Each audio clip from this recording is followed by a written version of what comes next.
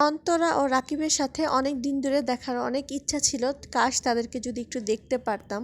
আজকে দেখি সরাসরি তাদেরকে দেখতে পারলাম। অন্তরার সাথে তো দেখা হয়ে গিয়েছে, কিন্তু রাকিব ছিল না, তাই আর রাকিবের সাথে দেখা হয়নি।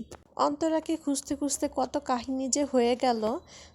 আজকে জেনেছি অন্তরার যেই নতুন শপটা হয়েছে সেই শপে অন্তরা আসবে, কিন্তু ১-১.৫ ঘন্টা ধরে পুরা যমুনা ফিউচার পার্কে খুঁজছি, নিচতলায় গ্রাউন্ড ফ্লোরে সব জায়গায় খুঁজছি। এক একজনে এক এক জায়গায় লোকেশন বলছিল, কেউই সঠিকভাবে লোকেশনটা বলতে পারছিল না।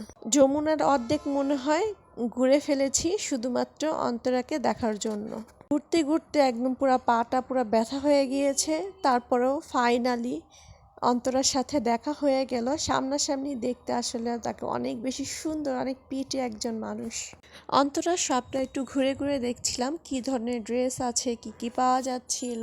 তো এখান থেকে একটা ক্যান্ডেল পছন্দ হয়ে গিয়েছে, এখান থেকে একটা ক্যান্ডেল নিয়ে নিলাম। অনেক সুন্দর সুন্দর কিউট কিউট কিছু ক্যান্ডেল ছিল এখানে, আর প্রাইসটাও খুব রিজনেবল ছিল। ড্রেসের প্রাইসগুলো আমার খুব রিজনেবল মনে হয়েছে।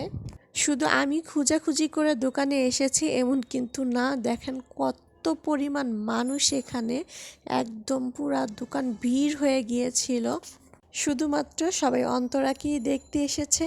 যদি রাকিবও থাকতো তাহলে আরও বেশি ভালো হতো, অন্তরা রাকিব দুইজনকেই দেখতে পারতাম। অন্তরার সাথে ইতিও ছিল, কিন্তু ইতিকে আর দেখতে পারিনি, সে জানি কোথায় গিয়েছে, তাই আর দেখা হয়নি। কিন্তু অন্তরার সাথে দেখা হয়েছে। যাক, একটা ইচ্ছা পূরণ হলো। অনেক দিন ধরে ইচ্ছা হচ্ছিল কাশ যদি ওদের কারোর সাথে দেখা হয়ে যেত তাহলে ভালোই হতো। ফাইনালি আজকে তো সেই দিন এসে পড়েছে।